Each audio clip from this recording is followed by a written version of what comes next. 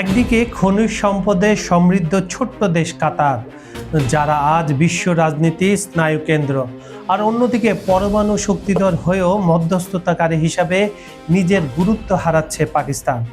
কেন প্রভাবশালী রাষ্ট্রগুলো আলোচনার জন্য ইসলামাবাদের বদলে দোহাকে বেছে নিচ্ছে? এটি কি কেবল অর্থের জয়, নাকি পাকিস্তানের পররাষ্ট্রনীতির চরম ব্যর্থতা? আজকের ভিডিওতে আমরা বিশ্লেষণ করব কাতার ও পাকিস্তানের এই বৈপরীত্যের পেছনের আসল রহস্য। বর্তমান পরিবর্তনশীল ভূ রাজনীতিতে আমরা দেখছি এক অদ্ভুত সমীকরণ। কাতার তার কৌশলী কূটনীতি আর আল জাজিরার মতো মিডিয়া সাম্রাজ্য দিয়ে বিশ্বকে শাসন করছে। অন্যদিকে অর্থনৈতিক সংকট আর আঞ্চলিক অবিশ্বাসের গ্যাড়াকলে পড়ে পাকিস্তান আন্তর্জাতিক মঞ্চে কোণঠাসা। কাতার কিভাবে সবার বন্ধু হয়ে উঠল, আর পাকিস্তান কেন নিরপেক্ষতা প্রমাণে ব্যর্থ হচ্ছে, তা নিয়েই আমাদের আজকের বিশেষ আয়োজন। মধ্যস্থতায় কাতারের আধিপত্য ও পাকিস্তানের সীমাবদ্ধতা। পুরো বিষয়টি বুঝতে ভিডিওটি শেষ পর্যন্ত আমাদের সাথেই থাকুন।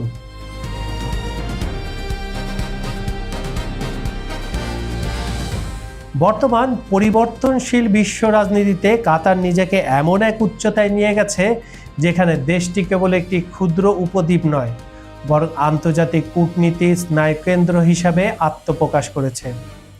অন্যদিকে ঐতিহ্যগতভাবে সামরিক ও কৌশলগত গুরুত্ব থাকা সত্ত্বেও পাকিস্তান মধ্যস্থতাকারী হিসাবে নিজের গ্রহণযোগ্যতা হারাচ্ছে। এই বৈপরীত্যের মূলে রয়েছে সুদূর প্রসারী কৌশল, অর্থনৈতিক স্বাধীনতা এবং প্রভাবশালী মিডিয়া নেটওয়ার্ক।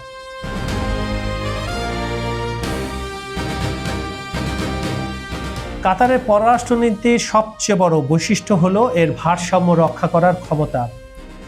দোহা এমন একটি মঞ্চ তৈরি করেছে যেখানে পরস্পর বিরোধী পক্ষগুলো একই শহরে অবস্থান করে। একদিকে কাতার যেমন মার্কিন যুক্তরাষ্ট্রের একটি বিশাল সামরিক ঘাঁটির আল উদয় স্বাগতিক দেশ, অন্যদিকে তারা ফিলিস্তিনের প্রতিরোধ যোদ্ধা এবং আফগানিস্তানের সরকারের মতো সংগঠনগুলোকেও রাজনৈতিক দপ্তর খোলার অনুমতি দিয়েছে। এই কৌশলটি কোনো আকস্মিক ঘটনা নয়, বরং দীর্ঘমেয়াদী পরিকল্পনারই একটি অংশ। ইসরায়েল, সৌদি আরব এবং মার্কিন গোয়েন্দা সংস্থাগুলো যখন কোনো সংকট নিরসনে সরাসরি কথা বলতে পারে না, তখন তারা কাতারকে বেছে নেয়। ফিলিস্তিন সংকট হোক কিংবা আফগানিস্তান থেকে মার্কিন প্রত্যাহার, কাতার প্রতিটি ক্ষেত্রেই নিজেকে এক অপরিহার্য প্রমাণ করেছে। তারা কোনো পক্ষ না নিয়ে বরং আলোচনার সেতু হিসাবে কাজ করে, যা তাদের আরব বিশ্বের অন্যান্য দেশের চেয়ে অনন্য করে তুলেছে, এক্সেলেন্ট করে তুলেছে। আল জাজিরা কাতারের সফট পাওয়ার। কাতারের এই কূটনৈতিক সাফল্যের পেছনে সবচেয়ে শক্তিশালী অনুঘটক হলো আল জাজিরা নেটওয়ার্ক। কাতার কেবল অর্থ দিয়ে প্রভাব কেনেনি, বরং তথ্যের প্রবাহ নিয়ন্ত্রণ করার ক্ষমতা অর্জন করেছে। আল জাজিরা মধ্যপ্রাচ্যের সাধারণ মানুষের ভাষায় কথা বলে এবং পশ্চিমা বয়ানকে চ্যালেঞ্জ করে। এর ফলে আরব বিশ্বে এবং মুসলিম জনমতের ওপর কাতারে একচ্ছত্র প্রভাব তৈরি হয়েছে। কোনো সংকটে কাতার যখন মধ্যস্থতা করে, তখন আল জাজিরার মাধ্যমে তারা সেই প্রক্রিয়ার গ্রহণযোগ্যতা বিশ্বজুড়ে ছড়িয়ে দিতে পারে। এই মিডিয়া সাম্রাজ্য কাতারকে এমন এক সুরক্ষা কবচ দিয়েছে যা সৌদি আরব বা সংযুক্ত আরব আমিরাতের মতো বড় রাষ্ট্রগুলোর কাছেও নেই। মধ্যস্থতাকারী হিসাবে পাকিস্তানের সীমাবদ্ধতা। মধ্যস্থতা করার প্রাথমিক শর্ত হলো নিরপেক্ষতা এবং স্বনির্ভরতা। পাকিস্তানের ক্ষেত্রে এই দুটি জায়গাতেই বড় ধরনের ঘাটতি রয়েছে। পাকিস্তান বর্তমানে এমন এক অর্থনৈতিক সংকটের মধ্য দিয়ে যাচ্ছে যেখানে তাদের IMF, কাতার, চীন এবং সৌদি আরবের ঋণের উপর টিকে থাকতে হচ্ছে। একজন ঋণ গ্রহীতা যখন পাওনাদারের পক্ষে বা বিপক্ষে কথা বলে, তখন তার নিরপেক্ষতা প্রশ্নবিদ্ধ হয়। কাতার যেখানে বিশ্বকে আর্থিক সহায়তা দেয়, পাকিস্তান সেখানে সহায়তা গ্রহণ করে। এই নির্ভরশীলতা পাকিস্তানের পররাষ্ট্রনীতিকে সংকুচিত করে ফেলেছে। ফলে কোনো বড় দ্বন্দ্বে পাকিস্তান যখন মধ্যস্থতা করতে চায়, তখন অন্য পক্ষগুলো একে সন্দেহভাজন হিসাবে দেখে। তাদের ধারণা হয় পাকিস্তান হয়তো কোনো নির্দিষ্ট শক্তির, বিশেষ করে যুক্তরাষ্ট্রের হয়ে কাজ করছে।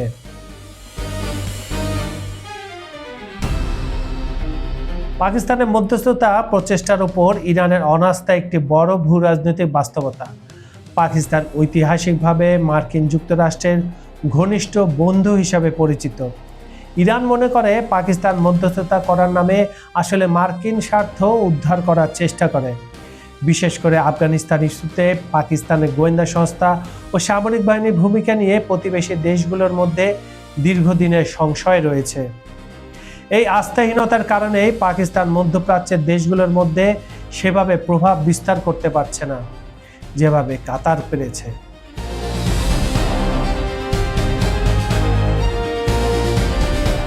মধ্যস্থতার ক্ষেত্রে কাতার একটি নির্ভরযোগ্য ব্র্যান্ড হয়ে দাঁড়িয়েছে। তারা কেবল আলোচনার পথ প্রশস্ত করে না, বরং আলোচনার ফলাফল বাস্তবায়ন নিশ্চিত করতে আর্থিক গ্যারান্টিও দিতে পারে। উদাহরণস্বরূপ, ফিলিস্তিনের মানবিক সহায়তা বা পুনর্গঠনে কাতারের অবদান সব পক্ষেই স্বীকার করে। অন্যদিকে পাকিস্তান অভ্যন্তরীণ রাজনৈতিক অস্থিরতা এবং সামরিক বেসামরিক ক্ষমতার দ্বন্দ্বে লিপ্ত।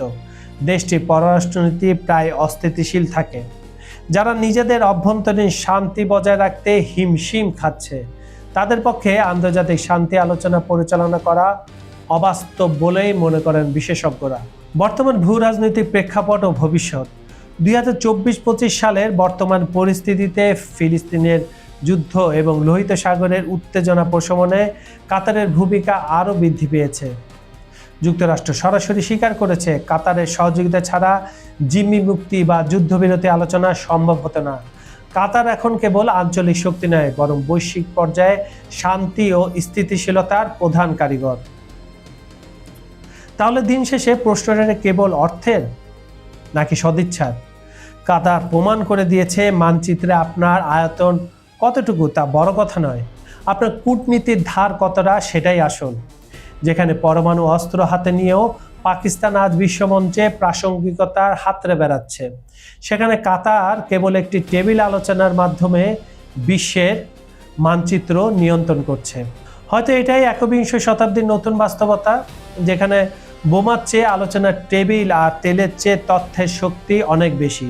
পাকিস্তান কি পারবে তার হারানো গৌরব ফিরে পেতে, নাকি কাতারই হবে আগামী দিনের অঘোষিত বিশ্ব নেতা? আপনাদের কি মনে হয়, পাকিস্তানের এই কূটনৈতিক ব্যর্থতার পেছনে কি শুধুই অর্থনীতি দায়ী, নাকি পর্দার আড়ালে অন্য কোনো শক্তির খেলা চলছে? কমেন্টে জানান আপনার মূল্যবান মতামত। আমাদের এই বিশ্লেষণ যদি আপনার চিন্তার খোরাক যোগায়, তবে এখনই ভিডিওটি শেয়ার করুন এবং চ্যানেলটি সাবস্ক্রাইব করে বেল আইকনটি চেপে দিন। এতক্ষণ আমি কাজল হায়দার আপনাদের সাথেই ছিলাম। পৃথিবী দ্রুত পাল্টাচ্ছে, নিজেকে আপ টু ডেট রাখতে চোখ রাখুন বিশ্ব আলোচনায়। ভালো থাকুন, নিরাপদে থাকুন আর সত্যের সন্ধানে থাকুন। আল্লাহ হাফেজ।